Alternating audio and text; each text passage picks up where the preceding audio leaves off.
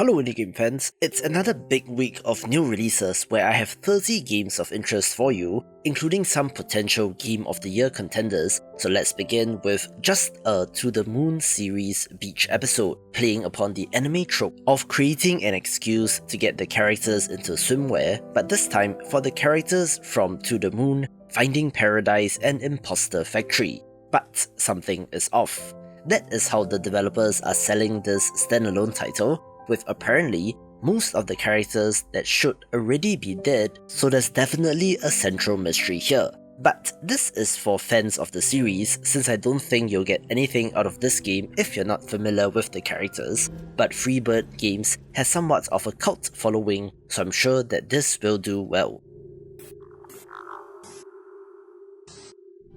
A neat roguelite tactical title is Project AHNO's Arc, one that takes place on a grid in which you are moving your units around to deal damage to the enemy with special abilities and character variety to mix things up. So far, so standard. However, the twist here is that it takes inspiration from Go, in which surrounding an enemy unit or groups of enemies will trigger the God Strike ability and instantly eliminate them, which includes bosses, so positioning matters a whole lot in this game, giving you something different to wrap your head around.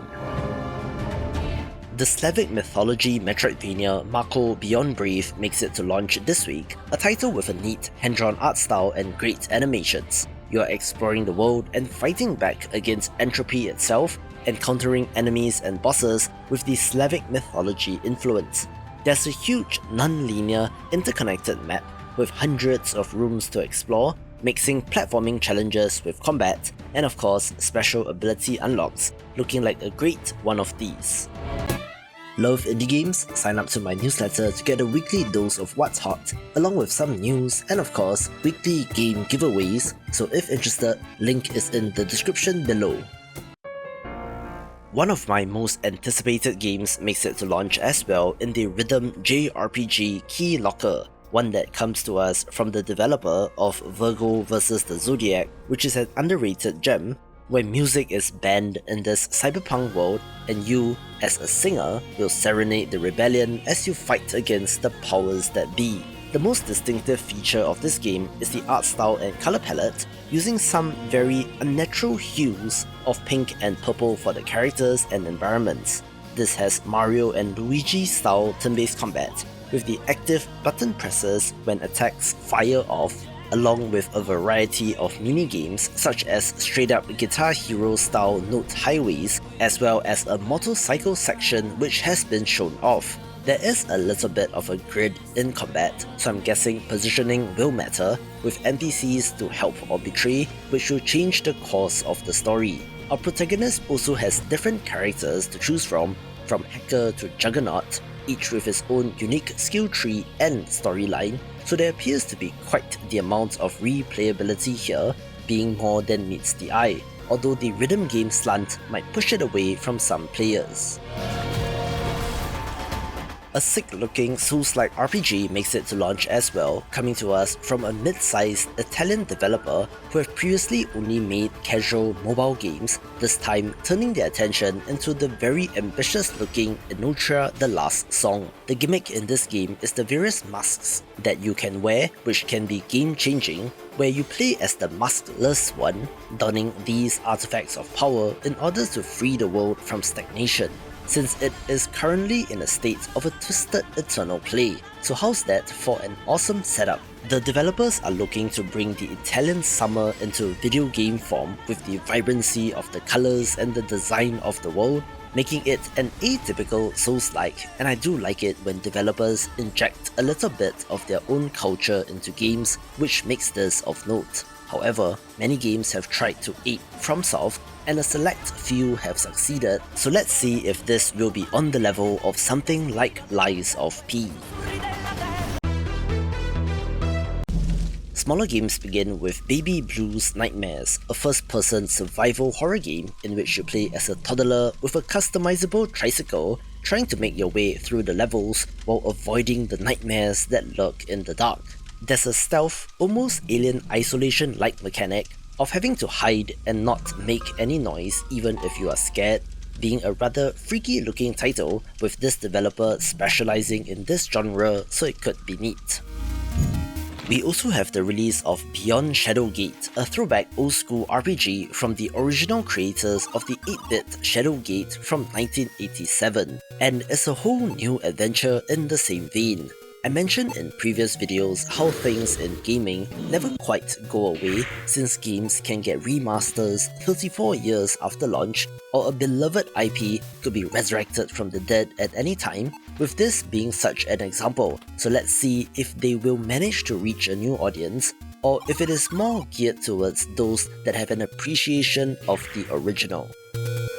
I'm not the biggest point-and-click adventure game fan, but even the name of the Broken Sword series has gotten through to me, a series which is lauded for how great it is in exactly the way that fans of the genre want it to be, with new entries still being in development in 2024. But we are going back in time with Shadows of the Templars Reforged, a remaster of the original from 1996, so to say it's long overdue would be an understatement. Hopefully, the beefed up visuals will make it more accessible to a new generation, and in the grand scheme of things, adventure games like this are pretty rare, so why not give this a go?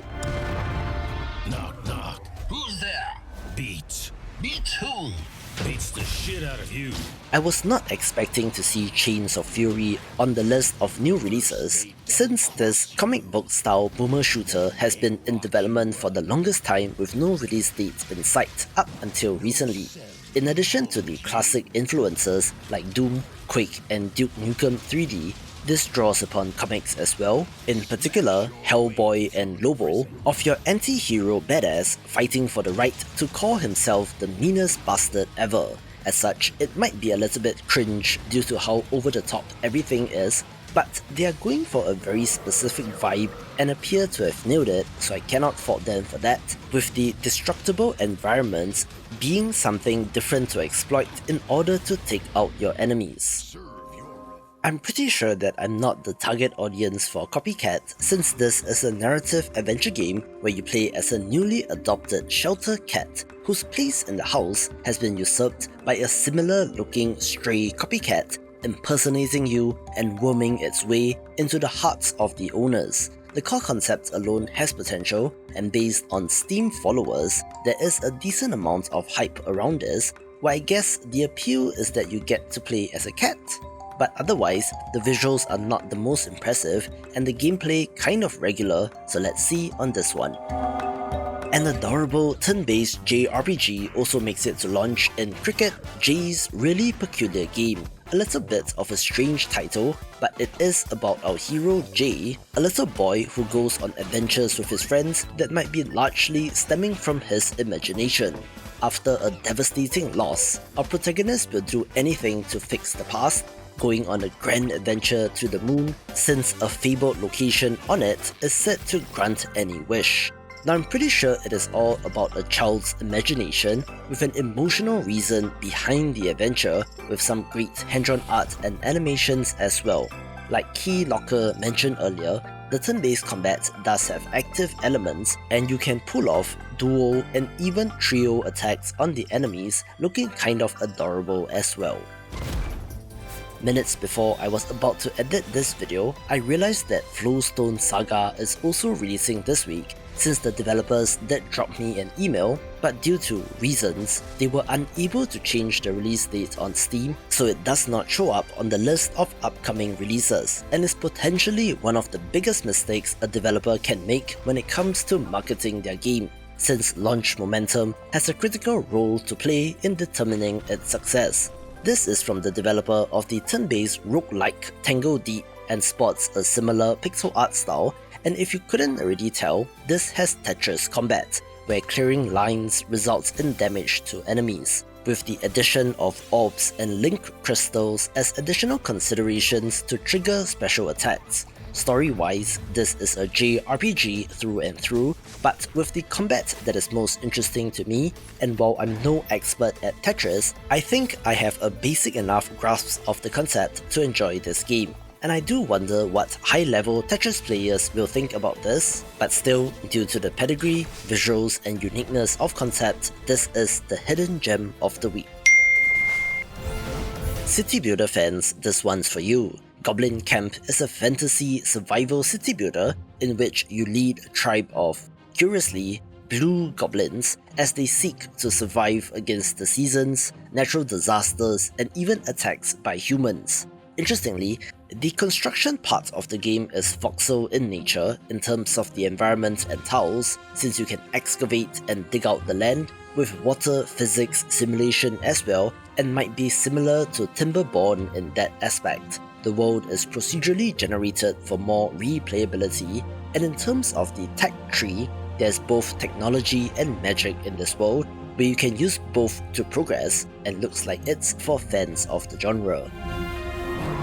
We also have the release of Hands of Necromancy II, the sequel to a game from 2022 which was neat, following more of the heretic school of design as compared to Doom or Quake. In addition to stinging fireballs, your hero can also change into a monstrous form to take on enemies, and in line with the title, you can also resurrect enemies to aid you in battle, with this sequel adding a new playable character as well. An interesting note is that this is also being published by Fulcrum, who are also the publisher for Chains of Fury mentioned earlier, so to have two launches in a week in the same genre is a curious strategy, so let's see if that will pay off for them.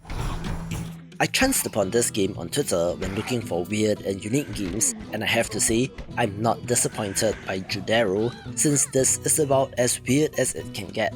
This is a 3/4 view action-adventure title based on the folklore and legends of the region around the Scottish border, so it is not your typical mythology and has a weird claymation-style effed-up look to the game, being a cool, weird thing that is just so indie games. Another sequel of interest this week is Machinika Atlas, a first-person puzzle game that is the sequel to Machinika Museum, where you play as said museum researcher, now landing on the alien vessel Atlas and have to uncover its secrets. It's a walking first-person puzzle game that sees you interacting with various puzzles, looking like a good one of these. Another game with rhythm elements this week is Melobot: A Last Song, an exploration adventure game in which you play as a musical robot on a silent planet, one which is consumed by a mysterious dark matter, and you must use the power of music to heal the world. This takes the form of exploring the world and interacting with areas infested with the dark substance, which then switches to a rhythm game segment, but there's more to this game than meets the eye. For one, there is an upgrade system for the robot as well as combat sequences, and while that doesn't appear to be the main focus, you do have to contend with that aspect if you get this game. So I feel like it's in a bit of a weird spot in terms of target audience, so let's see how this does. Here's a fun looking rally racing game, since Parking Garage Rally Circuit, as described in the title, is a time trial racer which is not on an open looping racetrack, but rather within the confines of a parking garage, so you are navigating slopes and turns with an element of verticality to them, all with the Sega Saturn type art style, and looks awesome. There's only a Japanese language trailer for Rainbow Sea, but there should be English language support, being a pixel art narrative adventure game that looks nice and is based on the Japanese myth of the 7 lucky gods, with there being 22 endings, all of which are true, so you need to experience them all to get the entire story, and looks kind of neat. Here's an ordinary looking farming sim, but stay tuned for the twist, since in Shinehill, you are the newest resident on the island, meeting the locals, farming, fishing, and even battling enemies in the mines. So far, so standard, right? But then, the game reveals the twist that you're actually an alien who has replaced one of the new residents, having to conceal your identity from the others, but there is a larger conspiracy afoot with a different kind of body snatcher. Go check out the Steam page for what I'm referring to, being a twist on the formula which could be neat. That was my first memory. I am no longer in control. of what I can remember and what I can't. A game without the most memorable title is Spyro, a narrative exploration game that will probably make you cry, telling a tale of cognitive decline as you embody an old man whose mind is unraveling. It is a story about memories and the past, as we experience the 5 stages of his life from childhood and onwards, of the key memories that he retains and what is important to him. So it looks like Old Man's Journey but by another name, although I still cannot quite get over the character models which look kind of freaky. Interesting week of games with rhythm elements, since we also have the release of Starstruck Hands of Time, a game that I've had my eye on for a little while but still don't quite know what to expect. You can play as the giant hen and destroy the town, but also 2 guitarist kids in what they describe as an interactive rock opera. The cool thing about this game is that if you're not rhythm game inclined, there is the option to autoplay rhythm sections so you can just experience the story, and like Judero mentioned earlier, it's a cool, weird thing. Okay, this next title is not an indie game since the Karate Kid Street Rumble is of course based on the Karate Kid IP, which spans movies and a TV series, with the beat 'em up being quite the natural fit. It looks like they're going for the TMNT Shredder's Revenge school of design with the co-op focus as well as the pixel art look, although it is being published by Game Mill Entertainment, who does licensed games with a mixed track record, so I'll be cautious if I were you. Keep an eye on reviews for this one before deciding on whether or not to buy.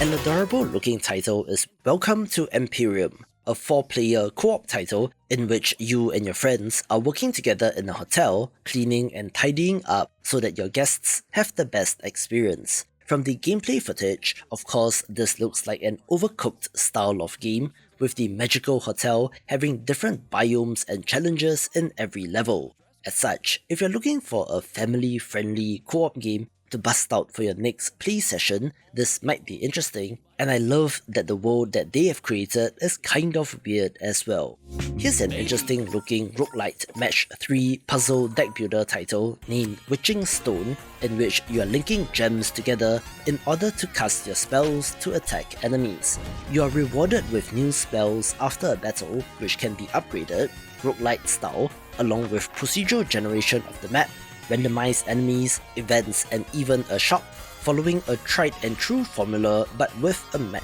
3 twist, with the closest comparison that I can think of being Demon's Mirror, which released recently as well. This one's for indie game developers. The free indie game marketing resources are ready, so sign up via the link in the description below to get it in your mailbox.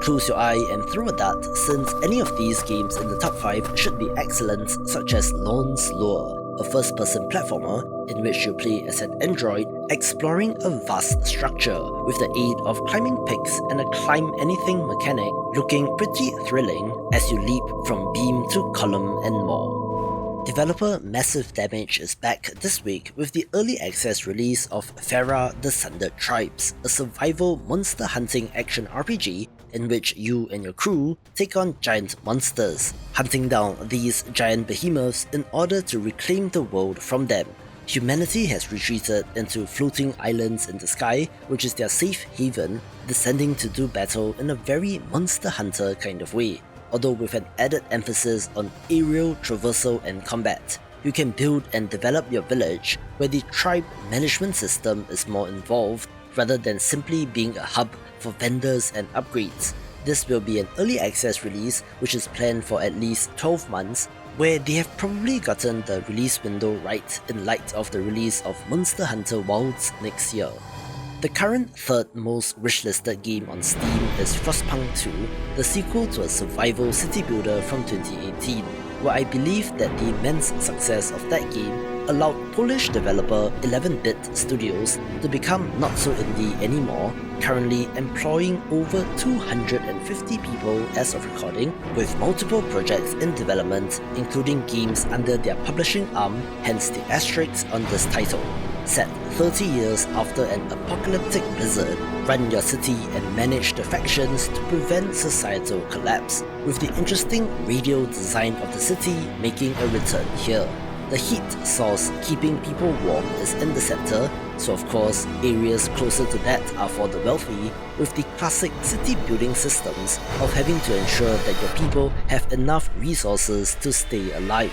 The original was lauded for the tough decisions that you could make, such as legalizing child labor for example, with an extensive single-player campaign that spans years of the main character's life, as well as the free-form sandbox mode, and looks like the next big hit. Of course, we are covering indie games here, so while technically less anticipated, I want to give The Plucky Squire a mention as well. A very charming 2D Zelda-style action-adventure game with a twist, since it opens up with a storybook presentation of characters in this colourful world doing Zelda things, but then reveals the twist that it is a 3D platformer as well, with the 2D segments integrated into 3D landscapes, and simply looks amazing. Our hero is battling a villainous wizard named Humgrump, who literally kicks the protagonist out of the book in order to change the story, where he must now find a way back to change the ending so that they can all live happily ever after.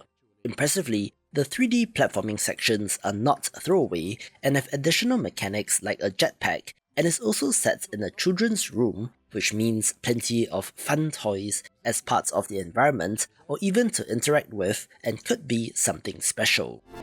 My most anticipated indie game for the second half of this year is this next title, or rather titles, since UFO 50 was first announced in 2017, so that's 7 years and counting, with developer Mossmouth of Spelunky fame being the key person in all of this, collaborating with the developer of Downwell, Catacomb Kids and more to make this collection of 50 games. These are not mini or micro games, but rather full-fledged games in themselves, spanning genres like puzzle, Metroidvania, action platformer, tactics, beat 'em up, adventure, JRPG, CRPG, arcade, sports and more. And hey, who knew that 6 people making 50 games would only take 7 years? There's also a larger narrative about a fictional company named UFO Soft who made all these games, with some connection between the games, so it's a very ambitious title that should be celebrated, especially if you love indie games. Watch this video to see what else is on the list for the rest of the year.